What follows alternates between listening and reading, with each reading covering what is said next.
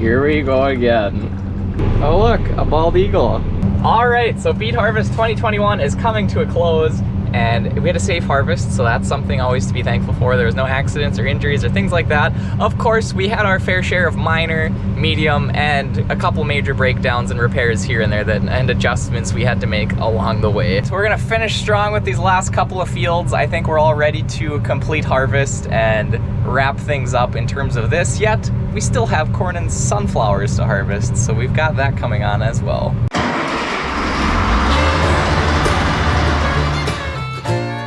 Welcome to the Red River Valley of North Dakota. A land flowing with milk and honey. You're watching Beet Farmin' Mitch. Well, it looks like we finished beet harvest just in time. It's now raining. And so rainy days like this are actually really nice. If you get them every once in a while and you need some rain, it works out really good because this gives me a chance to, well, this morning I changed the oil on my pickup and cleaned it out. I got a whole pile of mail to sift and sort through, so I gotta do some of that. And so here I'm actually editing the video that I'm gonna release on October 28th. And so this is the main campaign of Beet Harvest. And so, a little video editing. Well, would you look at that? Who is with me today? Me. So Jenny joined me. She came to ride in the Beet Lifter with me this weekend, and we had a ton of fun. She actually joined me on a whole night shift. We went on a parts run at 3 in the morning after we had a breakdown on the topper. And we probably got our parts faster too because I brought her with me in the store. Not quite. We still have corn and sunflowers left, so I guess we'll see you guys out in the field. All right, back to another day of work. It is a brisk one out today, and I'm gonna go over to the sunflower field where we're combining sunflowers and service up our 2388.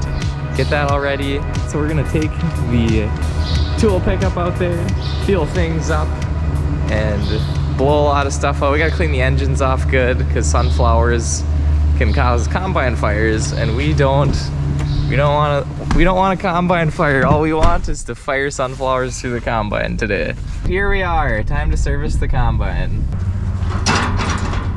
And we're kind of getting into that time of year where the combines need a little extra motivation. They need a little treat to keep rolling. And the purpose of that stuff is to prevent the fuel from gelling up. It starts to freeze when it gets below freezing. Turns into gel, gels up the fuel filter. Not great, but that's what that's for, and that prevents that. Yeah, and look at these things. They're just like spears sticking out of the ground. It's kind of interesting. If you pull these up, sunflowers have quite the root system. I mean, look at all that soil still stuck on there. Or should I say dirt? I had a college professor from my soils class once say that dirt is misplaced soil. Or is it still technically soil when it's out of the ground? So is this dirt or soil? I consider that soil, but I don't know if this is dirt or if this is soil. Soil, dirt, soil, dirt. But that's definitely dirt. And so I'm up on the back of the combine here, and something really important is that we blow all of this fine dust that builds up. You can see that stuff sticking to the exhaust there. We gotta blow that off every single day because combine fires and sunflowers are a common thing, and a lot of this yellow dust is what can cause some of those fires to start. So if you look at the engine here, you can see like the turbo there, it's really all that fine dust building up there, and just all over on the engine and under the manifold here. So we're gonna blow all that stuff off and blow out the radiator and air filter, make sure we're dust free. Here you can see a flake of that dust that I blew off, and you can see how it kind of got a little charred on the back there.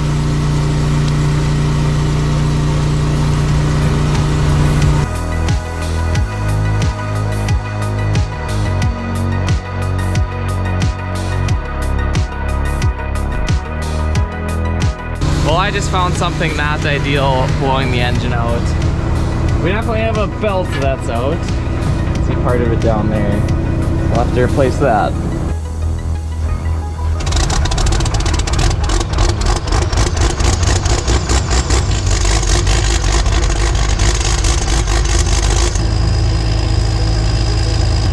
Yep, it's a cold one today. We got the belt fixed. I'm glad I caught that. And we're gonna go over to a tiny little like 4.5 acre piece. We're gonna go zip that off, and then we're gonna go over to a bigger field of sunflowers and combine there.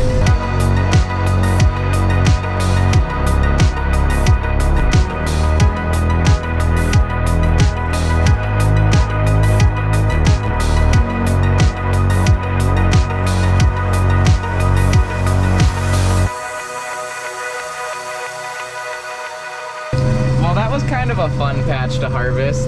But we're gonna get emptied out here and move on to the next field. And we've still got corn in the field, so as soon as we're done with sunflowers, we're gonna hammer out the corn and keep rolling. Lots of work to do this fall. Because I tell you what, February corn harvest is not ideal. In fact, I got some footage for you right now.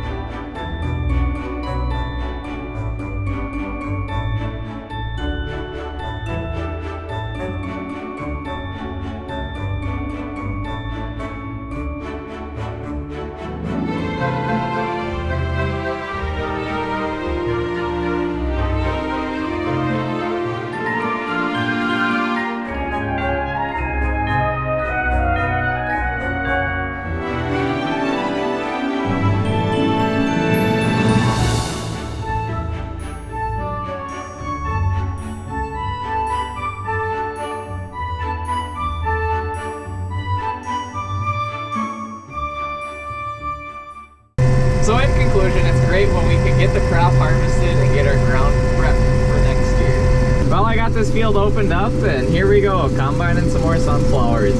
So if you look in there, you can see that I've got a white tipped pan in there. And so I did that because last year I couldn't tell which pan was my center pan, because I kind of got to keep it in between the rows. Even though these pans don't line up perfectly with the rows, I kind of got to keep it lined up and it helps keep things straight.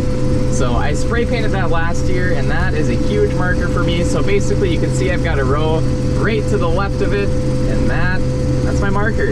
And so this header is a modified wheat header designed to combine sunflowers, and so I think it's like 25 feet wide, but we actually harvest 13 rows of these sunflowers. The sunflowers are spaced at 22 inches a row, but I get about 13 rows in a cut, and there's usually 6 on this side, 7 on that side, and that's just the way it is, I guess. It works.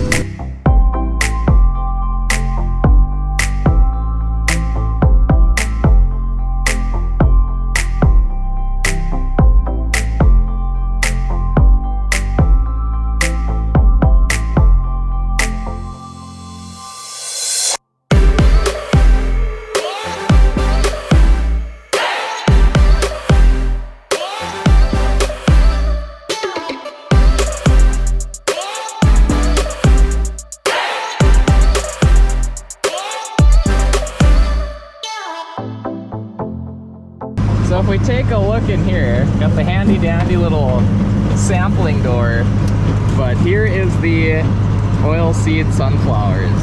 So they look a little different than confectionery sunflowers. Those are the kinds that you would get from like a store, and they're flavored and delicious. The baseball sunflowers, these are a little different. And then sometimes they kind of go down into a spot where they're a little bit shorter.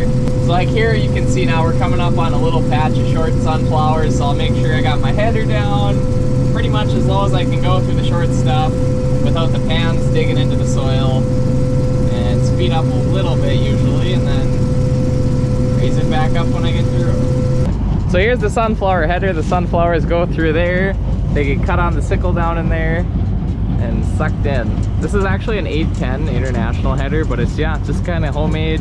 And you can see those plastic back wall. We actually just put that on so we don't lose sunflowers off the back of the header. And so here's the sunflower head ready to be harvested. You pull a sunflower seed out, you can see how there's kind of the pointy side there, and the pointy side actually faces down inside like that. Where you would think it would probably be like that, it's actually the other way around. Yep, that's what it looks like when you peel it apart. Well, thanks for tagging along on this cold North Dakota sunflower harvest. We don't have too much left, so I'm gonna keep on chugging and finish up the sunflower harvest.